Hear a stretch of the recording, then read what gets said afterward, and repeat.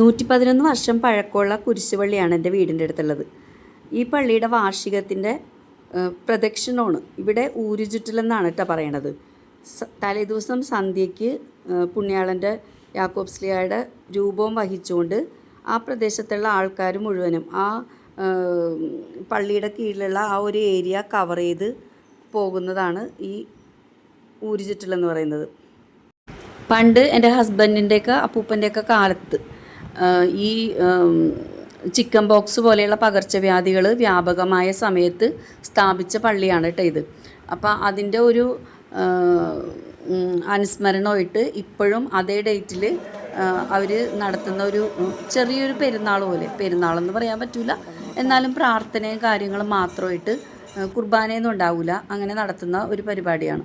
അപ്പോൾ അതിൻ്റെ തലേദിവസം രാത്രി പുണ്യാളൻ ആ എല്ലാ സ്ഥലങ്ങളിലും, അതായത് ഇതിൻ്റെ അതിർത്തിയിലുള്ള എല്ലാ സ്ഥലങ്ങളിലും നേരിട്ട് ചെല്ലുന്ന ഒരു അനുഭവത്തിന് വേണ്ടിയിട്ടാണ് ഈ ഊരുചുറ്റൽ കേട്ടോ കിട്ടി. അപ്പം ഞാനും സീമയും പിള്ളേരും കൂടിയാണ് പോയത്. അമ്മച്ചിയും ജൂൾസനും പൊന്നും വന്നില്ല കേട്ടോ. അപ്പോൾ അമ്മച്ചി വീട്ടിലൊറ്റയ്ക്കായതുകൊണ്ടാണ് അവർ വരാതിരുന്നത്. അപ്പോൾ പോകുന്ന വഴിക്ക് ചില വീടുകളിൽ നടത്തുന്നതാണ്, അല്ലെങ്കിൽ ഒരു യൂണിറ്റുകാർ നടത്തുന്നതാണ് ഇതുപോലെയുള്ള കരിമരുന്ന് പ്രയോഗം. നല്ല രസമുണ്ടായിരുന്നു കാണാനായിട്ട്. അപ്പോൾ മുകളിലോട്ട് നോക്കി നടക്കാൻ പറ്റില്ലായിരുന്നു. ഞങ്ങളുടെ അടുത്തോട്ടൊക്കെ ചിലപ്പോൾ ഇത് വീഴുന്നുണ്ടായിരുന്നു ചില സമയത്ത് തീപ്പൊരി. അപ്പോൾ അതുകൊണ്ട് മുകളിലോട്ട് നോക്കാണ്ട് ഫോൺ മാത്രം പിടിച്ചുകൊണ്ടാണ് നടക്കുന്നത്. അപ്പോൾ ഇടയ്ക്ക് ഏതാണ്ട് പകുതി ദൂരം വരെ രണ്ട് പിള്ളേരും സ്റ്റീവൂട്ടിനും സ്റ്റാൻഡിമോളും വലിയ കുഴപ്പമൊന്നുമില്ലാണ്ട് അങ്ങനെ നടന്നു. പിന്നെ ഒരു സമയമായപ്പോഴേക്കും കാലുവേദന തുടങ്ങിയിട്ടാണ്.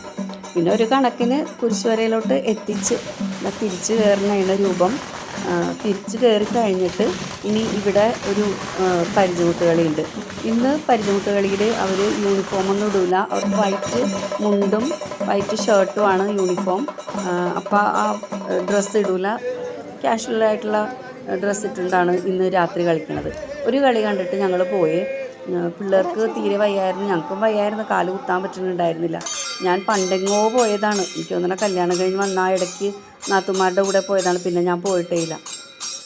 ഇതിന് ആശാന്മാരുണ്ട്, അപ്പോൾ അവർ പാടിക്കൊടുക്കും, അത് കൂടെയുള്ള ആൾക്കാർ ഏറ്റുപാടും, അങ്ങനെയാണ്. ഇത് അന്യം നിന്ന് പോകുന്ന കലാരൂപമാണെന്ന് പറയാം. കാരണം പണ്ടത്തെ അത്രയും ആൾക്കാരൊന്നും ഇപ്പോൾ ഈ ഒരു കളിയിലേക്ക് വരുന്നില്ല. കാരണം കൂടുതലും ഇപ്പോഴത്തെ ചെറുപ്പക്കാർ പഠിക്കാൻ വേണ്ടിയും ജോലിക്ക് വേണ്ടിയൊക്കെ പുറത്തേക്ക് പോകുന്നത് കാരണം നാട്ടിലും അധികം ചെറുപ്പക്കാർ ആൺപിള്ളേർ കുറവാണ്. അപ്പം അതുകൊണ്ട് കാലക്രമേണ ഇത് നിന്ന് പോകാനാണ് സാധ്യത. അതുകൊണ്ട് ഇപ്പോൾ കാണുമ്പോൾ വളരെയേറെ കൗതുകത്തോടുകൂടി ഭാഗ്യത്തോടുകൂടി കാണുന്നതാണ്. മുഴുവനൊന്നും കാണാൻ നിന്നില്ല കേട്ടോ. പിള്ളേർ കരച്ചിലായിരുന്നു, കാല് വേദന എടുത്തിട്ട് സഹിക്കാൻ പറ്റില്ല എന്നും പറഞ്ഞു.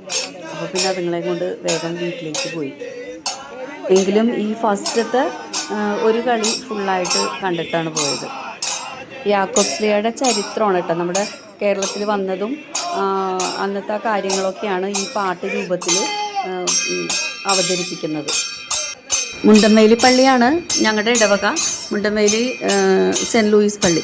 അപ്പോൾ ആ പള്ളിയുടെ കീഴിൽ ഒരുപാട് കുരിശുപള്ളികളുണ്ട്. ഈ കുരിശുപള്ളികളിൽ എല്ലാം തന്നെ ഇതുപോലെ ആ പള്ളി സ്ഥാപിക്കപ്പെട്ട ദിവസങ്ങളിൽ അല്ലെങ്കിൽ വിശുദ്ധൻ്റെ ദിവസങ്ങളിൽ ഇതുപോലെയുള്ള ഇത് എന്താ പറയുക, ചെറിയ ഒരു പ്രാർത്ഥനയും പെരുന്നാളും നടത്താറുണ്ട്. അന്ന് ഇടവക പള്ളിയിൽ നിന്ന് രൂപം കുരിശുപള്ളിയിലോട്ട് കൊണ്ടുവന്നിട്ട് പിറ്റേ പ്രാർത്ഥനയൊക്കെ കഴിഞ്ഞ് ഉറക്കൊഴിച്ചിൽ, ചില സ്ഥലത്ത് ഉറക്കൊഴിച്ചിലൊക്കെ ഉണ്ട്. ഉറക്കൊഴിച്ചിലെന്ന് പറഞ്ഞാൽ രാത്രി ഉറങ്ങാതെ ഇരുന്ന് കുരിശിൻ്റെ വഴി പ്രാർത്ഥന അങ്ങനെയുള്ള കാര്യങ്ങളൊക്കെ ചെയ്യുന്നത്. എന്നിട്ട് പിറ്റേ ദിവസം ഇതുപോലെ വൈകുന്നേരം പരിചമുട്ടുകളിയും പ്രാർത്ഥനയൊക്കെ ആയിട്ടാണ് പള്ളിയിലോട്ട് രൂപം കൊണ്ടുപോകുന്നത്. അപ്പോൾ ഈ നേർച്ച പരിപാടിക്ക് വേണ്ടിയിട്ട് ഊരുചുറ്റലും പ്രാർത്ഥനയ്ക്കൊക്കെ ആയിട്ട് കെട്ടിച്ചു വിട്ട പെൺമക്കളൊക്കെ ഉണ്ടല്ലോ, ദൂരെ സ്ഥലത്തോട്ടൊന്നല്ല, നമ്മൾ വേറൊരു വീട്ടിലോട്ട് കെട്ടിപ്പോയ ആൾക്കാരെല്ലാവരും ഈ ഒരു പരിപാടിക്ക് വേണ്ടിയിട്ട് വരും.